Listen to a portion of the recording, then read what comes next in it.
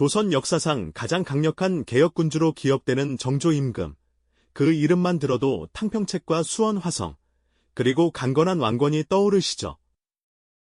그런데 만약 이 위대한 군주가 사실은 자신의 왕권을 가장 강력하게 위협하던 정적과 무려 299통에 달하는 비밀 편지를 주고받으며 은밀한 관계를 유지했다면 어떠실까요? 상상조차 하기 어려운 이 이야기는 단순한 역사적 스캔들을 넘어 한 군주의 처절한 생존 전략이자 시대를 초월하는 정치적 지략의 정수를 보여줍니다. 과연 정조는 왜 자신의 권위에 도전하는 적과 위험한 밀통을 감행해야만 했을까요? 그 편지 속에 숨겨진 정조의 진짜 속마음과 그가 심한지라는 인물을 통해 이루려 했던 거대한 그림은 대체 무엇이었을까요? 오늘 우리는 그 미스터리를 함께 파헤쳐 보려고 합니다. 정조가 왕위에 오르던 1776년, 조선의 왕자는 결코 평탄한 자리가 아니었습니다. 즉위 초부터 그는 불안정한 정치적 현실에 직면해야만 했죠. 아버지를 뒤주에 가둬 죽음에 이르게 했던 비극적인 사건, 바로 사도세자의 죽음이 그의 어린 시절을, 그리고 그의 왕권을 늘 그림자처럼 따라다녔습니다.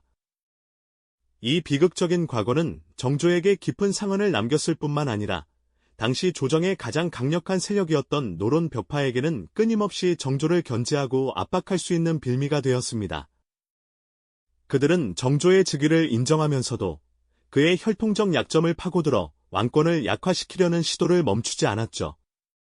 어린 시절부터 아버지 사도세자의 비극을 목도하며 자란 정조에게 왕권 강화는 단순한 욕심이 아니었습니다. 그것은 곧 자신의 생존이자 나아가 조선이라는 나라의 미래를 지키기 위한 절박한 목표였죠. 그는 강력한 왕권을 통해 흔들리는 나라를 바로잡고 백성들의 삶을 안정시키고자 했습니다. 하지만 그 길은 험난하기만 했습니다. 조정은 노론 벽파를 중심으로 사분오열되어 있었고 그들의 맹목적인 반발은 정조의 모든 개혁 시도를 가로막는 거대한 장벽이었습니다. 이러한 상황 속에서 정조의 눈에 들어온 한 인물이 있었습니다. 바로 노론 벽파의 핵심 중추이자 냉철한 이성을 가진 거물 정치가 심한지였습니다. 그는 단순한 반대파의 일원이 아니었습니다. 강직한 성품과 뛰어난 학식, 그리고 노론 벽파 내에서 막강한 영향력을 행사하는 그의 존재감은 정조에게 결코 무시할 수 없는 대상이었죠.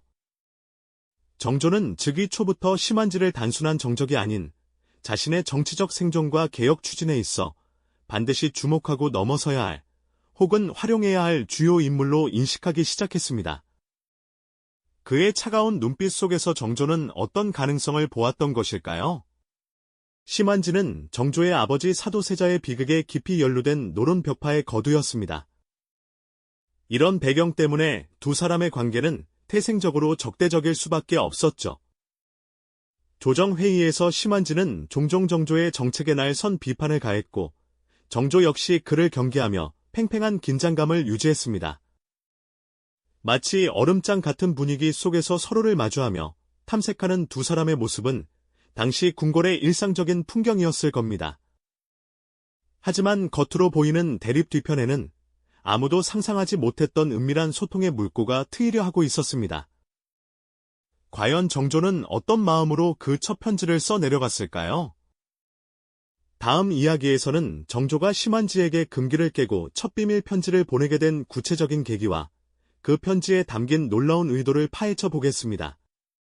정조대왕께서 심한지에게 첫 비밀 서신을 보내셨던 그 순간은 단순히 정보를 얻기 위함만을 넘어선 조선의 운명을 바꿀 중대한 정치적 포석이었답니다.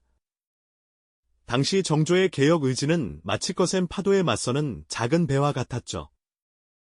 탕평책을 통해 왕권을 강화하고 새로운 시대를 열고자 했지만 노론 벽파라는 거대한 암초에 끊임없이 부딪히고 있었습니다.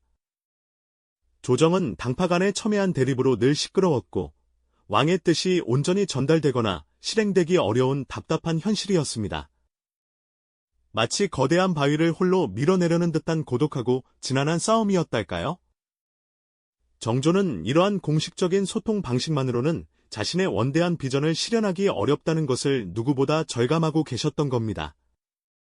그래서 정조는 기존의 틀을 깨고 자신만의 은밀하고도 강력한 돌파구를 모색해야 했습니다. 그리고 그 파격적인 선택의 중심에 바로 자신의 가장 강력한 정적, 노론벽파의 핵심 인물이었던 심한지를 두었던 것이죠. 이는 마치 맹렬한 기세로 달려드는 맹수를 직접 상대하기보다 그 맹수의 심리를 꿰뚫어보고 길들이려는 듯한 비범하고도 노예한 전략이었습니다. 정조대왕께서는 심한지를 통해 노론벽파의 내부 동향과 숨겨진 의도를 그 누구보다 빠르고 정확하게 파악하고자 하셨습니다. 그들의 다음 수를 미리 예측하고 어떤 지점에서 반발할지, 어떤 명분을 내세울지를 사전에 읽어내어 자신의 개혁 정책을 더욱 효과적이고 안정적으로 추진하려는 깊은 의도가 담겨 있었던 겁니다. 이러한 정조의 접근 방식은 단순히 정보를 캐내는 차원을 훨씬 넘어섰습니다. 그는 비밀서신이라는 은밀한 통로를 통해 심한지를 자신만의 그림자 파트너로 조련하고자 했습니다. 겉으로는 여전히 대립하는 관계를 유지하면서도 실제로는 국정 운영의 중요한 조력자이자 완충장치로 활용하려는 심오한 정치적 지략이 담겨 있었던 것이죠. 정조께서는 편지 속에서 국정의 중요한 현안에 대한 자신의 깊은 고뇌와 속마음을 은밀히 털어놓으셨습니다. 때로는 노론의 입장을 대변하는 심한지의 의견을 경청하는 듯한 모습을 보이기도 하셨고요. 이는 심한지로 하여금 자신이 단순한 정적을 넘어 왕의 깊은 신뢰를 받는 내 사람이라는 착각, 혹은 강한 확신을 심어주려는 고도의 심리전이자 충성심을 유도하는 교묘한 술책이었을 겁니다.